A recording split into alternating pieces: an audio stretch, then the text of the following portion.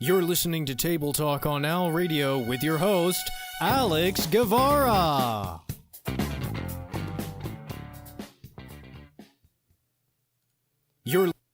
Good afternoon, everybody.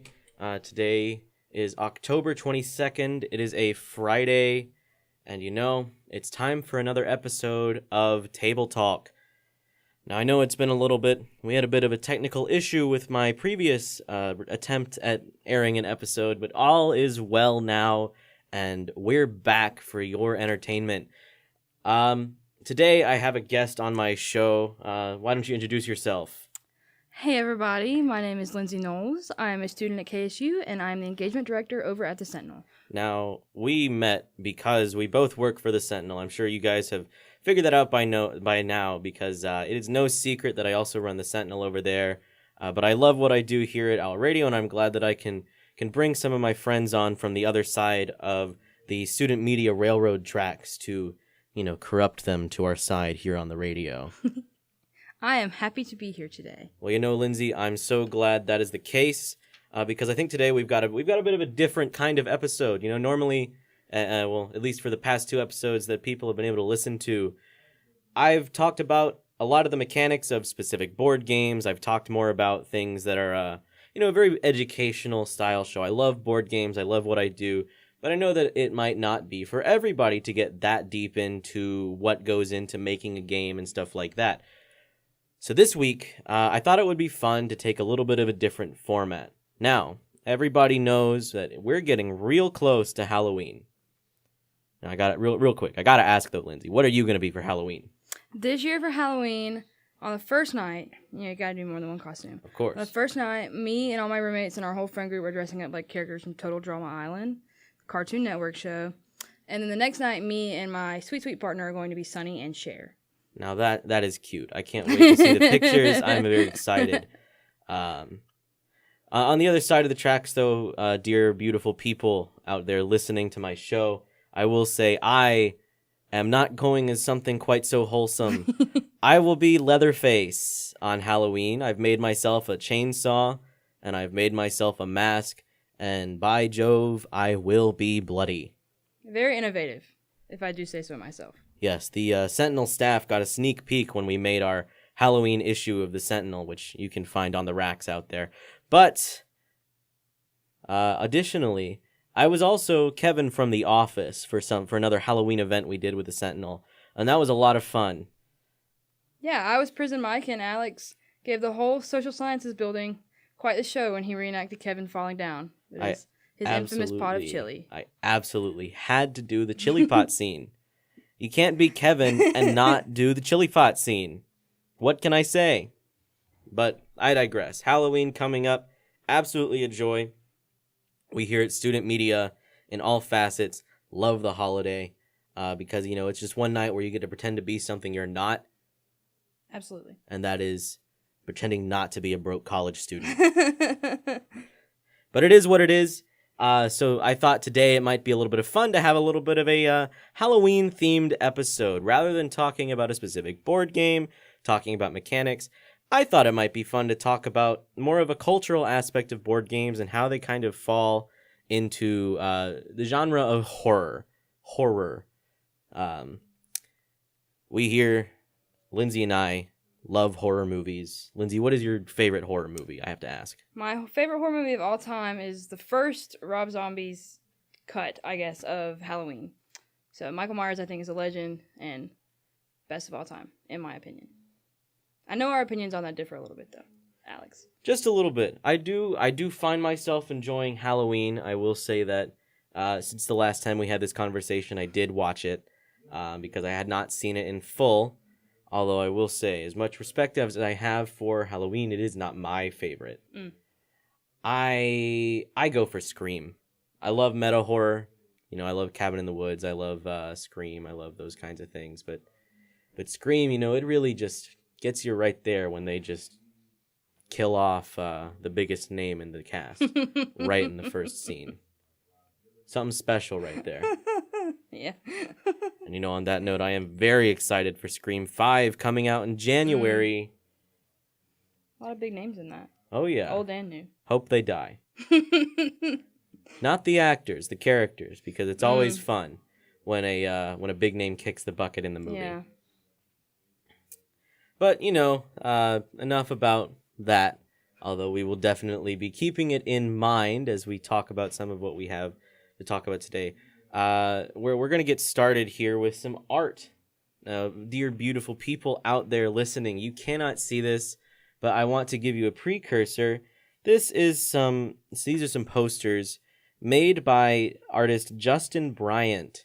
And he's taken some classic children's board games and turned them into horror movie posters. Now, I love this idea, and this kind of influenced what I wanted to talk about today on the show. It's just kind of a special thing for me, is finding how board games and the like can fit into the realm of horror. Because I gotta say, I love horror as a genre. It is very influential to me as a person, and as are board games to who I am as a person. But I gotta say, these are some really interesting posters that Lindsay and I will be looking at and talking about.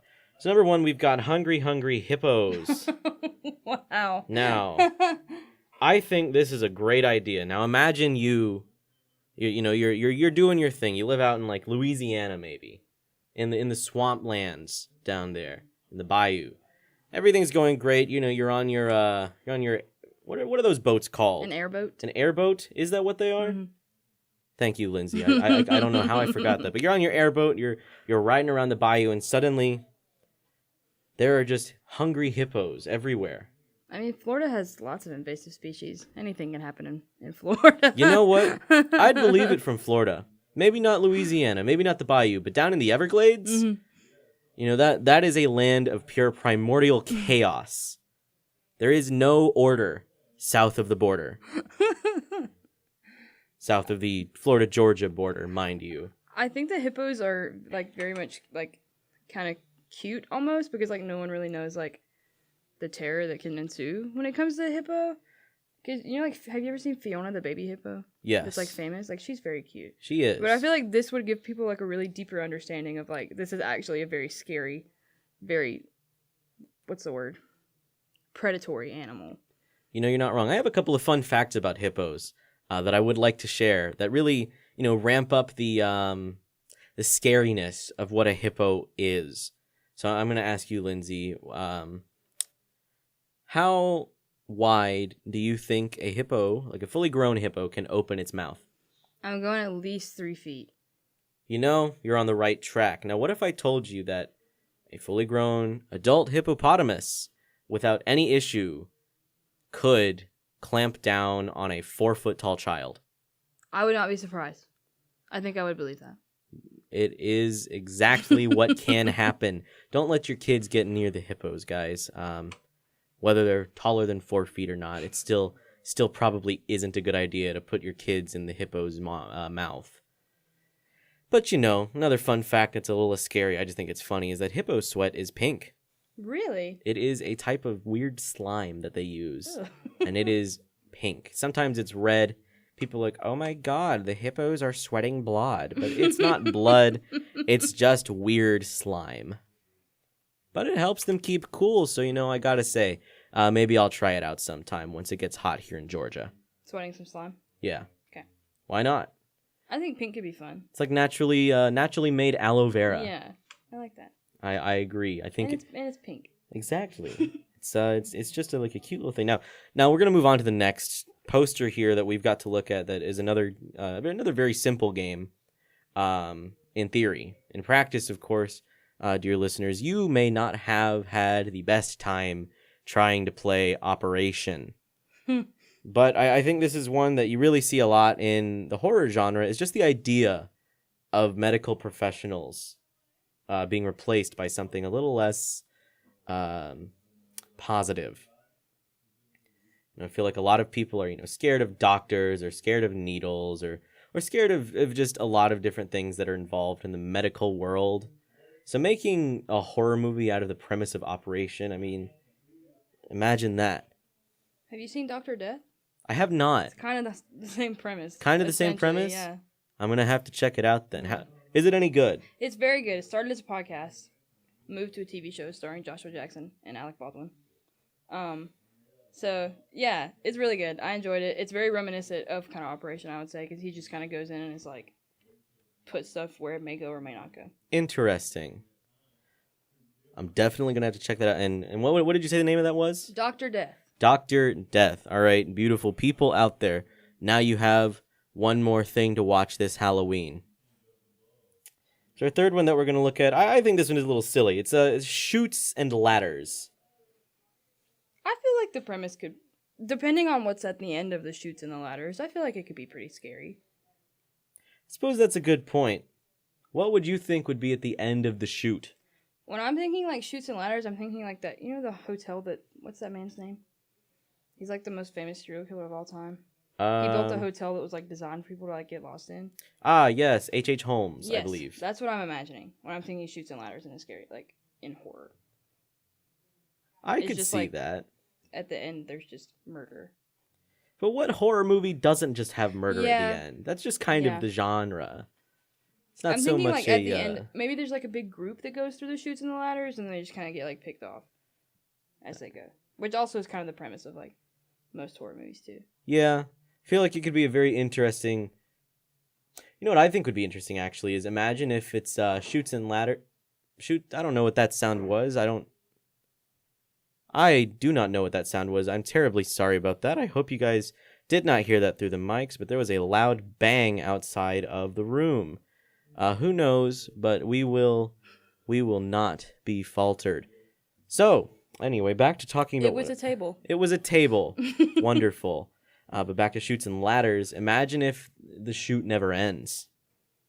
Oh, it's just like like you're just in there Like, you're just stuck. forever. You never get out of the chute. I'm kind of also imagining maybe like almost like an escape room situation. That could be Where you interesting. have to like solve things to get out. That would be really And then like cool. once you get out, like there's just bad things waiting for you. You know, that's every horror movie. You never doesn't matter. It doesn't have to even involve sequels. You never get out of a horror movie and things go back to normal. Just look at Sidney Prescott from Scream. Yeah, she's like 50 now. She's still kicking. Yep, she sure is. And she's still suffering. All right, so our next one is going to be called Don't Wake Daddy. Now, I have to don't say... think I've ever heard of that. I also have not heard of this game. I mean, it seems very simple. You don't wake up daddy. I feel like that is more like a...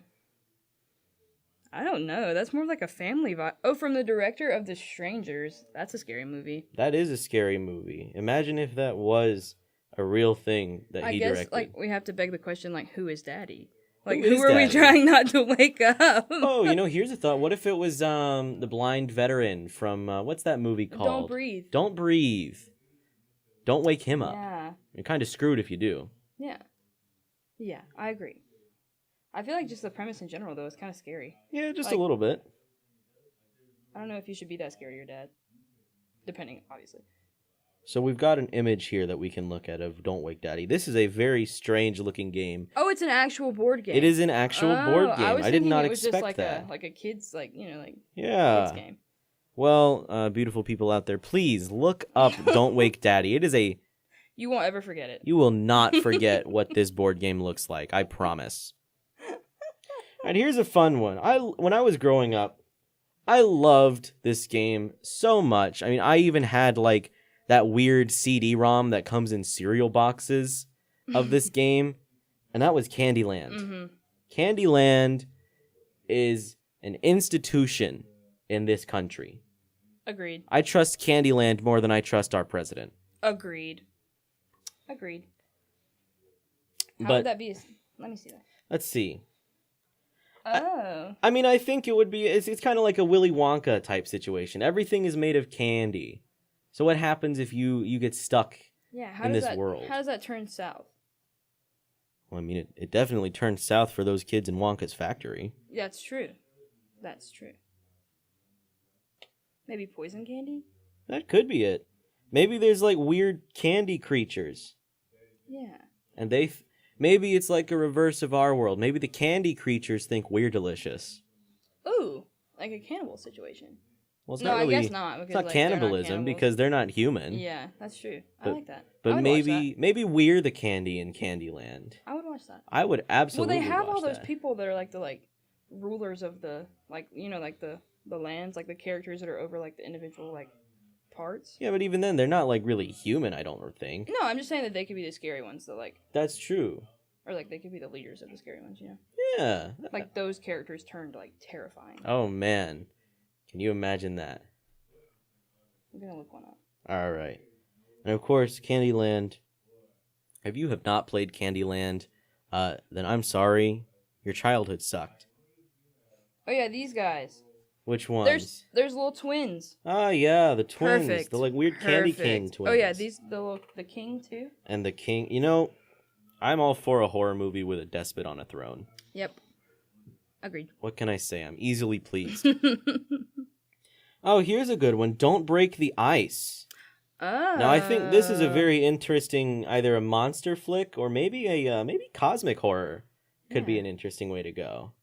There's a kraken involved. I like Clearly, that. from this poster, there is a kraken involved. I feel like there could be a lot of like. A crack in the ice.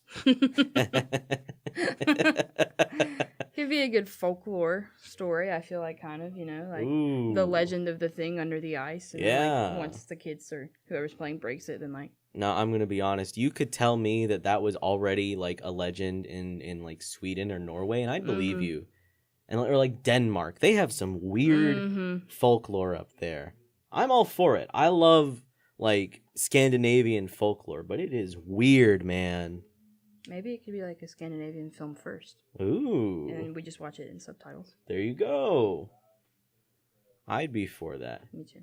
I love foreign horror films as well. Like, we do not discriminate here. I've just started getting into them. Really? Well, the first one I ever watched was Parasite. That's a good one. Yeah, and then after that I was like, oh okay, like this is all right. You know what film you should watch if you've never really gotten into foreign horror before is... Now, that was a sentence. That was a sentence with some ors. Is you should check out Train to Busan. Okay.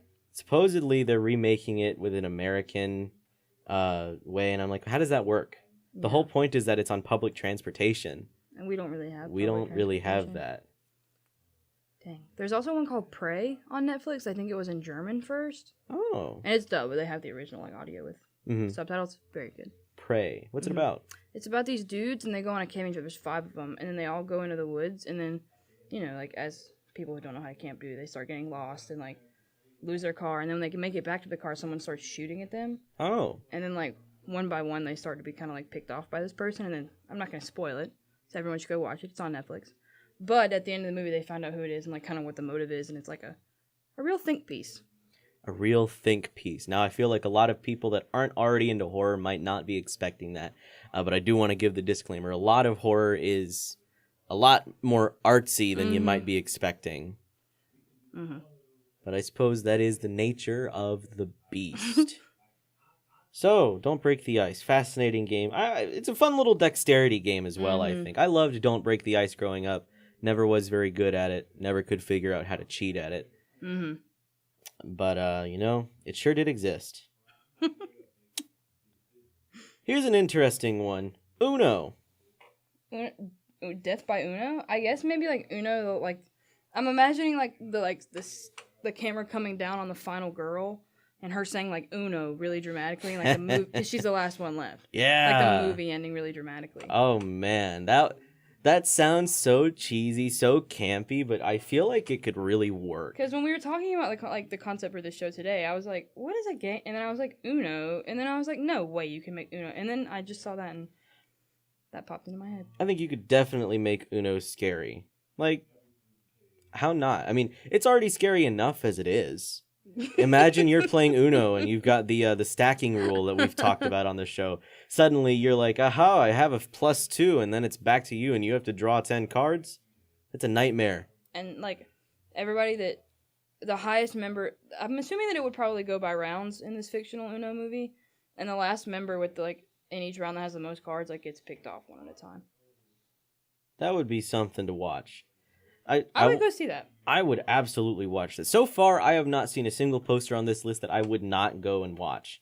Might watch it from home so that I can, I can have the lights on. But Ooh, here's one. Now this is a game that growing up I didn't get a chance to play much of because it's a very complex, unexpectedly complex board game.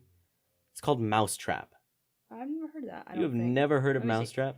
So Mousetrap is this game, for any of those you that don't I've know, never heard of that. where you have little mice characters as the tokens, and you have to build a Rube Goldberg machine as you play through the game.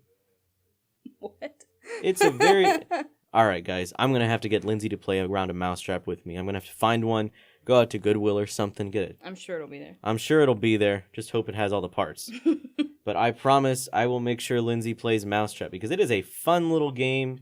Now, as far as, like, imagining if this was a horror movie, I feel like this is a very Saw-esque situation. Ooh. Yeah. Like, I feel like the concept of you're playing the board game and building a Rube Goldberg machine as you progress, that just lends itself to the Saw series, like this, and then the 100%. traps. Like, how do you not make that connection? I feel like it's got to be one of those things too, where they get like a blank card with an address on it, and then they show up and like that's what they have to do. Oh my god, those movies are. It's an interesting trope. I've always wondered why people follow those cards. Yeah, like escape room. That's what they do in there. Yeah, They just show up and they're like, okay. Yeah, they just get their little fancy cubes and then Yeah. solve them somehow. Yeah. Why would Imagining you do that? it'll be like that for Mousetrap. But Mousetrap movie, I think that would be fascinating. The last one that I would love to talk about on the show today, as far as this concept goes, I think would be an excellent, like, little murder mystery type thing, I guess. Or maybe just like a, one of those movies where you have someone else's life in your hands, and that's Guess Who. Ooh. Now, when I look at this poster, I will say it's got death trap, like a weird death trap vibe, and it's got some anonymous people hanging over it in little cages. But the cages are made of frosted glass, so you can't see who they are. So the way I'm imagining this is maybe it's kind of like The Circle. Mm-hmm. I've seen that movie. The horror movie, not the social media TV TV show. I would go see that. I think I would as well. The Circle, I gotta say, I was not a fan of The Circle, but I was a fan of the premise. Mm-hmm. I liked the idea, but then the execution was just sad. And very, like, not even dark, like, thematically, just dark, like, the whole movie is dark, just, like, visually. Right. And it's not to say that you can't have a movie, like, they spend the whole movie in one room. It's like a bottle episode of a TV show, but it's a movie. I think it can work, by all means, but, like, you gotta have something. You can't just have people talking and then they die. Personally, I find myself to be very stressed out when I'm watching a scary movie if, like, the character has, like, they can, like, vaguely remember something, but they can't remember it well enough to, like, save their life. You know? So, like... Trivial Pursuit is a horror movie. So I feel like that could be an interesting concept, but, like, they could, like, be, it'd just be one of those, like, scenes where the music is, like, crescendoing and they can't remember. That would be interesting. They have a time limit, and they're trying to remember... I don't know how many shots Wayne Gretzky has landed in his hockey career. It's like a hockey player. He like played in high school, and he's like, "Oh, I know it." And the rest of the people are like, "Okay, we'll say it." And he's like, "Ah." It's on the tip of my tongue, and then right when he's like, "I've got it," he's out of there. And then the person in the frosted glass is Wayne Gretzky. Oh my god, we cannot kill Wayne Gretzky off in a horror movie. He's Wayne Gretzky. I feel like that could also be an interesting concept. Like the people, like behind the frosted glass are celebrities. Ooh. And then, like, no one knows what's happening to them, and it's because they're in this, like, Guess Who murder game. Now, I will say, dear beautiful people out there, we do not condone murder in any capacity, especially not that of celebrities. Oh, no, these are fictional celebrities in a hypothetical film. But this is, if this film was to exist, if we were to make this hypothetical celebrities, people that only exist in this fictional world. Universe, yes. To clarify, sorry. Any similarity between fictional people and those in real life is entirely coincidental. Yes. I'm not saying John Bezos is going to be one of the victims, but you never know. He's a big Halloween costume. Really? Mm-hmm. I have not seen any Jeff Bezos costumes yet. He's a big Halloween costume this year. I'm scared of any children that show up at my door. A lot of sexy if Jeff they Bezos look like that. I've seen Sexy on TikTok. Jeff Bezos. Yep, bald caps and all. What have we come to as a society? What's next? Sexy Joe Biden. I'm sure we'll see it this year. I'm sure we will. But enough of those movie posters. That was the 9. Again, those were very interesting. Board games reimagined as horror movies made by artist, let me get his name once again, Justin Bryant. Please look this up. His work is excellent. I loved it. Lindsay, what did you think? I am very impressed.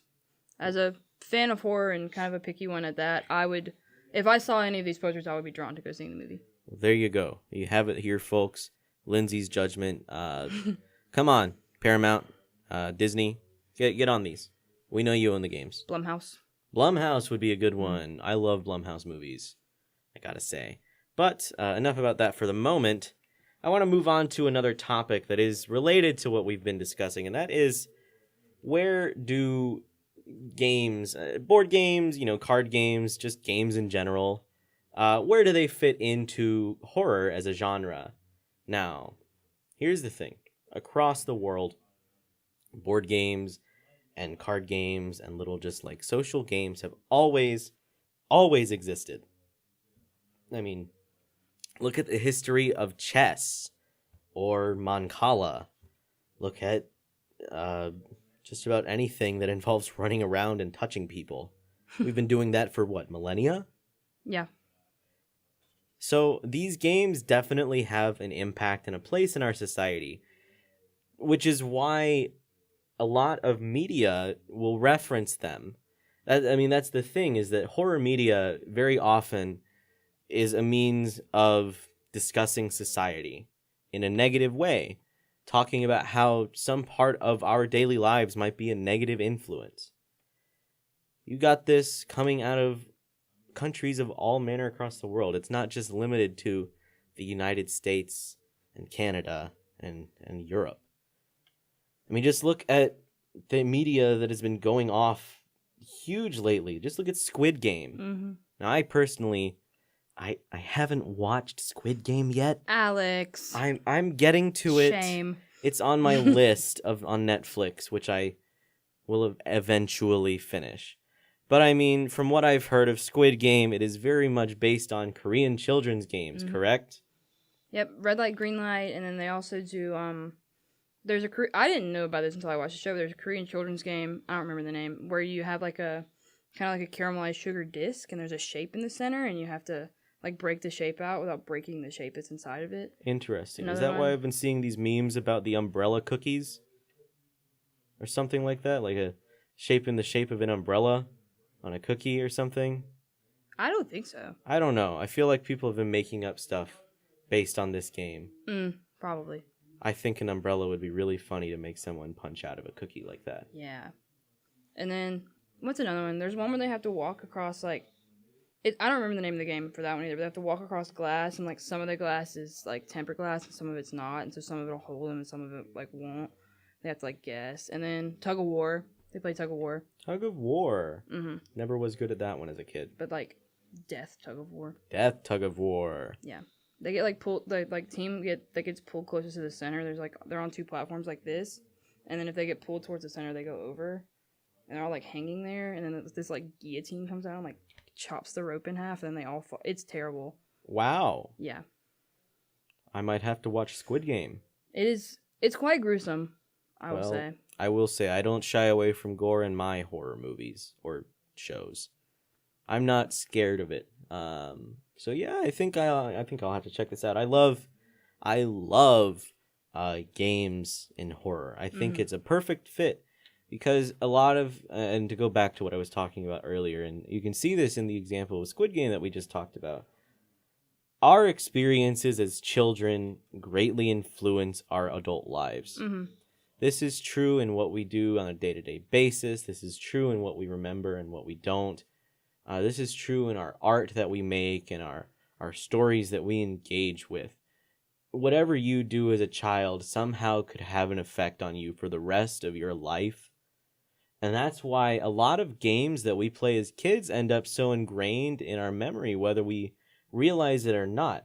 I mean, one of my favorite horror movies, I suppose you could call it a horror movie. It might be more of a thriller, is Ready or Not. Mm-hmm. Absolutely a gem of a movie. It's done so well. I love the costumes. I love the character not designs, I guess, because they're real people. But I love the characters. I love the effects. It's just done so well, and it's all based on the premise of hide and seek. And it's not even just based on the premise of hide and seek either. Like, I mean, it is, but at the beginning of the movie, they're picking from like a plethora of children's games. Right. You know, it just ends up being hide and seek. So it's even kind of more scary that it could have been Exactly. any of them. I didn't they in the movie though say that it's only hide and seek where they murder you? Yeah. Yeah. That's unfortunate. You better hope you get Uno. If you're marrying into there's that another family. on Netflix called Would You Rather that's literally just like the game of Would You Rather, but with like the consequence of death. Interesting. Or like not even like you know, mutilation or things like that. And I mean, another one that not as good of a movie, but I think it does fit the idea is called Escape Room. I like the escape room movies. I like it, but as far as the quality goes, I'm like, this is like a B movie. Mm-hmm. Like it's a B movie with a big budget. Mm-hmm. 100%. Like absolutely great time to watch, but if you're looking for like Pulitzer Prize winner, no, movies don't win Pulitzer Prizes.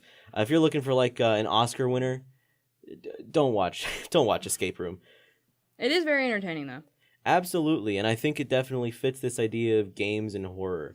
Well, I think that just like taking kind of like the innocence of something like that you did as a kid and putting it with something as like serious as death and like murder just kind of makes it even more chilling, you know? Like you think about like the Freddy Krueger like song like the kids sing in the movie, like that's so scary. Yeah, and it really it's is. You know, like I think just kind of that whole innocence combined with like scary things makes it even scarier. I think you're absolutely onto something here. I mean, it just look at any horror movie that involves kids. Mm-hmm. There are so many horror movies out there that effectively utilize children. Like, you know what comes to mind for me is the twins from The Shining. Mm-hmm. Jeez. Ooh. those kids. Get them out of here. Don't we were want just them. talking about the two twins from Candyland. Yeah, we were just talking about the two twins from Candyland. Maybe it's a twins thing. Yeah. I think it's just freaky that there's two people on this earth that look exactly the same. I think you're right. Twins are beautiful though. No Don't get me judgment wrong, against no judgment to twins. But as a storytelling means, absolutely wonderful for horror. Mm-hmm. It's just such a novel idea, you know? And I mean, you even go outside of the United States. You get stuff like, favorite piece of media of mine is As the Gods Will. Now, this is a Japanese show, I believe. I don't think I've ever seen that. I don't remember where I watched it. It's been a while. But it's similar in premise to Squid Game, except it's high school students instead of what I assume to be adults based Gotcha. on the memes. Mm-hmm. They are adults. They are adults. They're adults in like severe debt. That's why they have to play the Squid Game. Oh, money. interesting. Maybe I should go join the Squid Game. Which kind of takes us back to our like societal thing. Like most of these scary movies that have games involved, like they're all playing to win like to win something. Like Would You Rather, they're playing like to win money. Yeah, exactly. I mean, I think that goes back to the to go back to As the Gods Will for a moment. The point of it is that society is not working correctly, I guess. Because it's like you go through these games and you have this harrowing experience and you get it down to one person, and then there's several of these games going on at one time. They're in like floating cubes in the sky. Wow. And one kid gets to survive each cube. And then I think they implied that the winners would all have to fight against each other. But it's a whole thing. Sounds good though. I'll check it out for sure. Yeah, you should. It's definitely a favorite of mine. They don't get too bloody with the kills. They just kind of burst into red marbles. That's cool. It's very funny to me. But yeah, I mean, these games are all things that we did as a kid. It's got that level of innocence. But it's kind of a way to show that, hey, even these societal influences are kind of impacting your childhood. Mm-hmm. Agreed. Because it's like, what better way to make somebody understand... Well, I guess even that, you can't say that because of all the people thinking Squid Game is about communism. But I mean, what better way to make people understand that capitalism doesn't work for everyone? That's kind of the whole deal from the show, from what I'm gathering from all these news articles that keep showing up about Squid Game. I don't know why I keep getting these articles showing up for me in my feed, but it is what it is. I've seen a lot of memes where it's like me leaving real life Squid Game to go home and watch Squid Game. Oh, that was funny. But I mean, realistically, that's kind of what horror does. That's what a lot of horror does, is that it talks about why society isn't working for some reason. Mm-hmm. And of course, if we're talking about games and horror, you cannot forget the big one, is the Ouija board. Oh, yeah. It's such an icon in horror, and yet it is... There's only one Ouija movie, as far as I'm concerned, that I've seen. And Which it's not. one? It's just called Ouija. Interesting. It's not well done. Well, It could have been like the concept is so cool. You could do so much, but it's like just about a Ouija board. It's not good. I mean, the thing is, to me, it's like I feel like Ouija boards are such a horror icon, even if there's not a ton of movies just based solely on the Ouija board itself. But it's like you got this, what is it, Parker Brothers that produces it? So now Hasbro? Mm-hmm. Yep. Yeah, so I mean, glow in the dark. yeah, it's just like a kid's game. It's being sold by Hasbro. Mm-hmm. But the idea of it is just so intrinsic to what horror is as a genre. It's like these two things go hand in hand. And we're selling it to children? Yeah, it's just this thing that's like the only purpose that it is designed for is like communicate with like spirits and like things that are not of this world, and they're just like putting like a glow in the dark plastic coating over it and being like, ask for it for Christmas. Exactly. You know, like it's just so selling strange. it to kids. It's so weird. I don't get it. That is weird. I guess that does go back to that idea that, I mean, these issues that we see through board games and our children's innocence, I mean, it does go really, in real life even, it goes down to the roots of our childhood. 100%. There is no escape from it nowadays. I don't think that my mom would have gotten me one, though. I absolutely When would I not was have little. gotten one of those when I was a kid. Yeah. I don't know who's buying that for, like, because people who know about them obviously probably take them seriously, so I don't know who's buying those. Yeah, really. Who knows, man?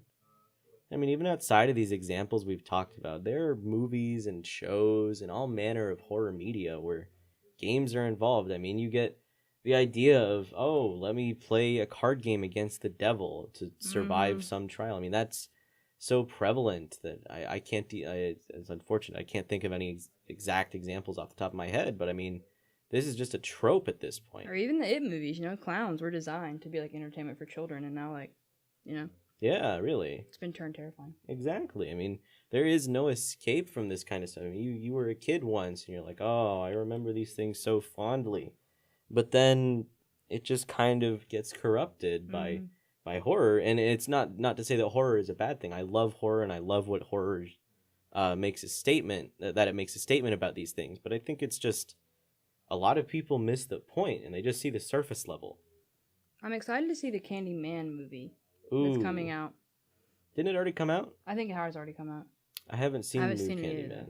I did enjoy the original Candyman, though. I feel like it could be done well. I guess we'll just have to see. Neither of us have seen the Candyman remake. Please, no spoilers in the YouTube comments. What about a Bloody Mary? That's a children's game. That is a children's game, isn't it? I'm sure there's a movie.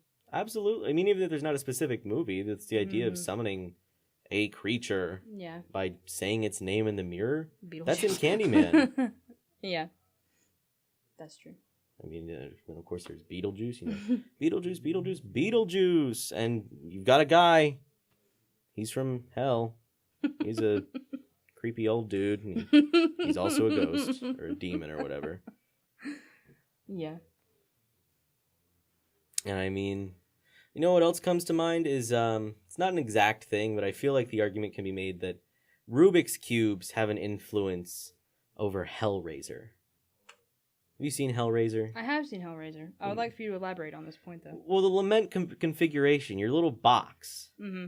it's just like this puzzle cube. Mm-hmm. And I think that's an idea that is so intrinsically connected to Rubik's Cubes in our society that I think the argument could be made that that was an influence. I mean, when I think of a cube that I have to manipulate with my hands, the first thing I come up with is Rubik's Cube. Mm-hmm.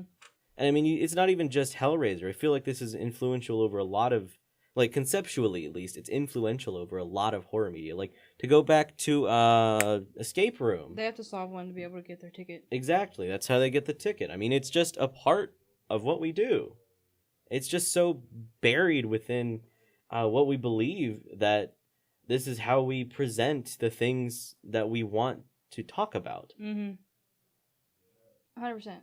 we're just talking about that too, like Squid Game and like Would You Rather and things like that. Like they're all bringing up like this is something that needs to be talked about. It's like a little bit of people have a lot of the power. Exactly. Yeah. But I mean, I digress. That's a whole thing. We could sit here and talk for hours about horror presentation and just the symbolism of just about anything in horror. But I do want to move on to our last little topic for today to kind of bring it back to board games. So, Lindsay, I have to ask, what is your favorite board game? Well, Alex, as a lover of horror and also a lover of true crime, respectfully, my favorite board game is Clue, 100%. I have a hard time focusing, and Clue is one of the only board games that I really can just, like the whole time I'm very engaged. I think I agree. I love Clue. It's certainly not my favorite, but it is absolutely in my top 10. Maybe one day I'll do an episode about my top 10 games, but that's for the future. But Clue, absolutely a gem of a board game. I love it so much. I think there is so much that goes into Clue. So I have to ask, we're going to go back to our first topic of today. What do you think a Clue horror movie would look like? I think a Clue horror movie, well, because other than Knives Out that we were talking about earlier, I haven't seen a good old-fashioned murder mystery in probably my lifetime, Mm-hmm. Like just a good old-fashioned classic, like from the 50s murder mystery movie. Well, hey, I So guess I'm you could check thinking- out the Happy Time Murders Uh, with the puppets. I don't like it very much.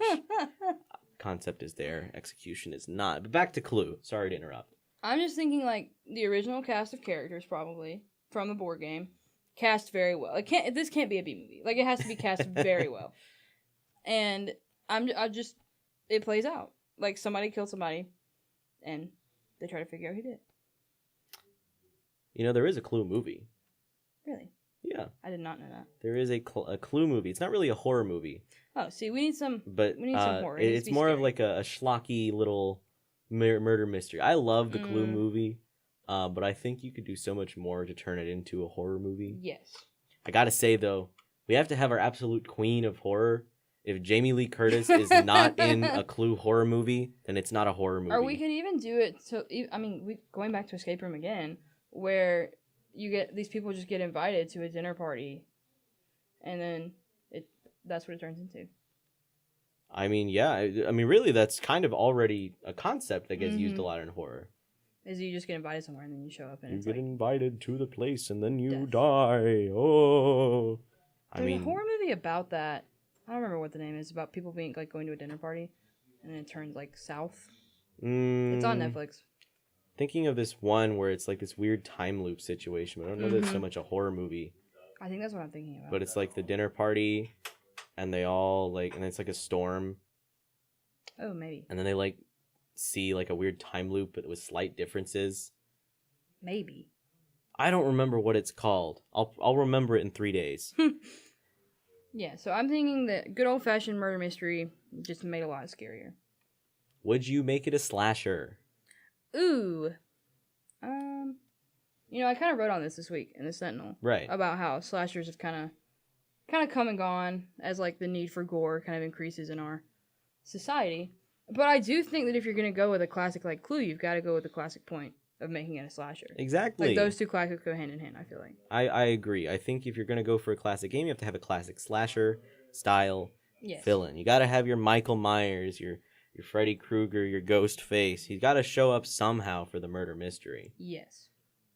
And hey, I guess maybe the butler could be it. The butler did it. Have you seen Only Murderers in the Building? I have not. What is It's that? on Hulu. It's Martin Short and Steve Martin. Correct me if I'm wrong in the comments. And Selena Gomez, and it's like a murder mystery TV show, I guess, kind of. But they are the only those three are pretty much the cast of characters. Huh. And that's how everybody else is just dead, or there's only one dead I've only watched like half of the first episode. There's only one dead person, I'm pretty sure, and they're trying to figure out who did it. Interesting. I might have to check this out. I do have Hulu.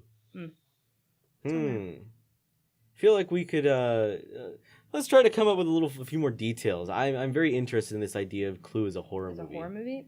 Well, the characters themselves are so, even just their little bits and bobs about them on the cards are so interesting. Mm-hmm. So I feel like casting wise, like you've got to have like your good creepos. You know, like Joshua Jackson from Dr. Death. What's the guy's the Mustard Man? The yellow Colonel one? Mustard? Yeah, Colonel Mustard. And then, just like who's a very cunning lady? Jamie Lee Curtis? Jamie Lee Curtis definitely is in there. Like I feel like the cast is really what would like bring it to life. I think you're right. Like you can have a mediocre cast and that could tear down a movie because it's got like if you're gonna make a Clue horror movie, I feel like it's got to be like a character based slasher. Mm-hmm. Oh, Daniel Craig. Ooh, Daniel Craig. Who would he play? Let me Google the Clue characters. Well, we've got Colonel Mustard, Mr. Green, and Professor Plum. Then we've got Miss Scarlet, Miss Peacock, and Miss White, I believe. Okay. So I'm thinking Scarlett Johansson from Miss Scarlet, obviously. That's a non sequitur. That is so obvious that you didn't even have to say it. Yeah. And then Betty White as I don't know why all these people's names match who I'm thinking about, like to match their character. But Betty White as Mrs. White, I feel like could be funny. Betty White as Mrs. White. It looks just like her. Absolute treat. Oh my goodness, you're right. And then Jamie Lee Curtis as Mrs. Peacock. Jamie Lee Curtis would be the best Mrs. Peacock in the world. Oh my God, Stanley Tucci as Mr. Green. Stanley Tucci is. Oh my goodness, how have I never made this connection before? Colonel Mustard's kind of old. Just put a fake beard on Daniel Craig. Maybe the guy from Don't Breathe. Ooh. And Professor Plum is he looks a little neurotic. He is a little neurotic. He's a little nerd man. Who could be safer? Who could we? Man. You know what? I hate to. Not. I think Plum should be played by Rick Moranis. Lindsay, you don't know who Rick Moranis is? I do know who Rick Moranis is in my brain. He's the yes. main character of Little Shop of Horrors. He was in Ghostbusters. Yes. Rick Moranis would be a perfect Professor Plum. Yes. Agreed 100%. Now, would you have one of these 6 people? Would one of them be the killer? I feel like I don't know. That's kind of the game, though. I feel like one of them has to be. Yeah, you would think. Yeah. Maybe the butler did it. But I'm assuming that it's going to be one of those endings in my directorial debut of Clue the movie. It's going to be one of those endings where like the police are like taking away the killer, and then like it like cuts to like the actual killer. Yeah. And everybody's like, oh. Oh. The actual killer. That's what I'm imagining. Ooh. I think that would be a great movie. I mean, where would it be? Connecticut. Somewhere rich. Is Connecticut rich? I think. Is it a rich state? Yeah, I think so. Interesting. There's a lot of big houses in Connecticut. I've never been to Connecticut. When I think about Connecticut, I think about like, Martha's Vineyard is not located there, but that kind of vibe. Interesting. Like, very preppy. I could see that. Yeah. Connecticut. Clue Manor in Connecticut. Mm-hmm. Because I feel like if it was in like the South, like it would turn into like the episode of The Office. Yeah, the murder mystery episode. Yeah, I feel like it would turn into that. I love Oscar's little plantation voice, but my goodness, that was an episode. Yeah. What about you, Alex? What about me? What's your favorite board game? My favorite board game, I think for this conversation, I'd have to go with Catan. I don't know much about that. Now, Catan is a great game. It is, essentially, it's a resource management game. Oh. Now, some people might know this game as Settlers of Catan, but essentially, you're out there exploring, like, a new place. Like, you've never built settlements. You just have your like, initial starting settlement. Then you have to build roads and towns and gather resources to actually be able to do things. Trying to think of how this could be an effective horror movie. Imagine like a slasher, but like in the Wild West. Are you settling in the Wild West? Yes. Oh. So it starts like a period piece. Like you're like, oh, this is just like a pleasant little movie where we get to watch people like build a little settlement town in, I don't know, New Mexico. And then it just goes south? Yes. Something happens. Who would be... I mean, there's not really any specific characters in Catan, I feel. It's just a very vague, like, you're not so much a character as you are an entity, a civilization. When I think about the West, I think about Clint Eastwood. Clint Eastwood. He's still kicking. He is still kicking. Would he be the killer? No. I feel like he could just be the old wise one. Make Clint Eastwood the town coot. That's like, I don't know what's happening in this town, but it ain't like it used to be. Like one of those guys. Back in my day. Yeah, like that, man. Kind of like an oracle, almost. Almost like an oracle. That would be interesting. I think that would be a great horror movie. I think that really feels out one of the tropes that a lot of people expect from horror movies. I mean, you got to have an oracle if you're doing a story. It's just a part of the storytelling process. Somebody's got to tell our guy to get out there. Agreed. Now, I will say, I feel like this could be done very, very wrong if you took it in the wrong direction, because you're going out west, Wild West. There are absolutely going to be people who there are absolutely going to be people who try to take advantage of the story and like turn it into a weird race thing, like try to make Native Americans out to be the villains. I feel like that would be the wrong way to go. Yeah, it cannot be like a caricature. No. Piece. It would have to be like... I almost feel like, what if the characters were Native Americans? What if this was like a horror film from the perspective of the victims of our colonialization out west? What is his name? Whose name? Oh, Gil Birmingham. Gil Birmingham. He plays Jacob from Twilight's dad in the Twilight movies, but he also depicts a lot of Native Americans, like in a lot of other... He is Native American. Okay. But, he plays a lot of Native American characters, and I think he would be a great contender for, like, sheriff of the town. That would be interesting. Yeah. I could see that. I think I could see where that's going. I mean, I think with this, the horror idea is a lot more conceptual than it is with, like, a movie. Like, if you were going to make a Clue horror movie, kind of have it all there. The whole premise of the game is figure out who did the murder. Mm-hmm. This would be a real think piece. I think it should be. Mm-hmm. I would go see this, though. I absolutely would. I think I'd see both of these movies, because, like, if it's like the Catan game, I mean, you have so many options for what you theoretically could do. I mean, you could make it about people settling an area that's already settled by natives. You can make it about some, like, weird revenge piece about, like, I don't know, maybe Native Americans striking back for what we did to them. Well, you have to think about, like an outbreak piece as well, because, like, when the settlers came and, like, took the land, like, there was viruses and flus and, like, that's true. Like, just amp that up, too. Interesting. And it could also become a revenge piece for the Native Americans being like, there you go. Look at what you brought here. Look at what you've done. There's already kind of a movie like that I'm trying to remember, and it's like a zombie movie.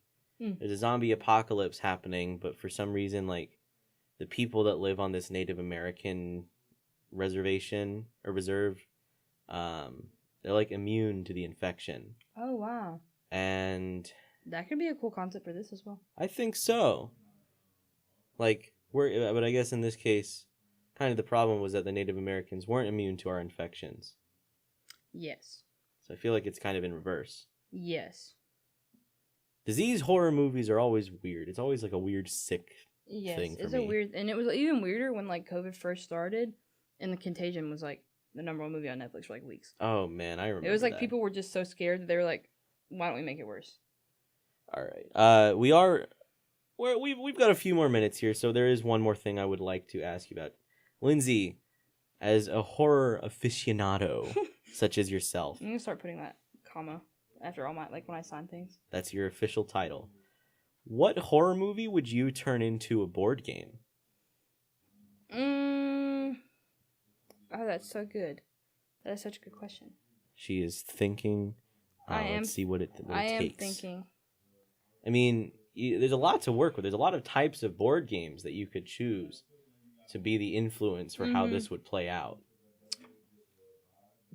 Well, I feel like anything... This isn't really a movie, it's a show that we've been talking about this whole time. Anything with money is very high stakes when it comes to board games like Monopoly. Yes. I've flipped a lot of Monopoly boards in my day. You would hate playing against me then. Yes. And so, I mean, Squid Game, theoretically, just to think about it, like money wise, like all the money's in a pot, but then like that's really task based, so I don't know. Trying to think of I guess maybe you could do some sort of like that's really more of a children's game though, like telephone, Scream. I mean, there's got to be something out there that could make a really good board game based on a horror movie. Because when I was doing some research for this, I was looking up like horror board games, and it's all just like trivia cards. Yeah. Like for the movies. The Green Inferno, I guess, could kind of be like Catan. Oh man, the Green Inferno. We're not going to go into any details. I will say I do not recommend you look it up, beautiful people out there. It is a movie I regret watching. But I mean, I could definitely see that, or like at least that kind of concept for, yeah. I mean, something like Catan. You've got settlers, or in this case, activists, and you happen upon an isolated society of people. Oh, I just thought of a good one. I watched a horror movie a couple of weeks ago called Spell. Spell. Just came out. Haven't heard of this one. And it could be really interesting to where, like, you have to, like, it's kind of like you get the spell card and you have to be able to get it right to, like, move on to the next, like, make your way around the board. That's interesting. It's about a family, so you could have, like, the characters, I guess, the pieces. Oh, there you go. I think that could be a really good one. I think if I had to think of a horror movie, I think I might go for something inspired by Hellraiser. Oh, like a cube to solve? Yes, a puzzle. I guess that would be more of a puzzle cube. Or you could even do it like a board game, but like you can only advance around the board if you solve like the right. Or maybe advancing around the board allows you to have attempts at solving the cube. Yeah, something like that. Something like that. Where you only have one turn to make a decision. You know what I'm saying? Like it. Yeah. Yeah. I think that would be cool. Like you get to the finish and you either, I don't know, either you've completed the cube or you get sent to I don't know, whatever dimension it is. I don't remember off the top. Do they get sent to hell? I think so. I think they do. I think that's the whole premise. Okay. Yeah, that would make sense. It is called Hellraiser. But yeah, I think we've talked about it a lot today. It's come up repeatedly. I think board games and horror really go hand in hand, especially as we get near to this Halloween. So I want you guys to think about that. You beautiful people out there listening to the show, think about how the things you did as a kid, whether that be board games or like activities like tag or hide and seek, think about how those might be influencing you now. Think about why those might be in a horror movie. I mean, you sit down, you watch Ready or Not, you're like, this is a game of hide and seek, which I played as a child, and yet they're using it to murder people. And then, why is it scaring me so bad? And why is it scaring you so bad? Of course, that assumes it is scaring you. Some movies just are not scary, despite their best attempts. Yes. But, I mean, I think it's just... horror in general can really be a mouthpiece for thoughts that you might not even realize you should be considering. Mm-hmm. Whether you like it or not, horror is really a great place for artists who are fed up with the way things are in society.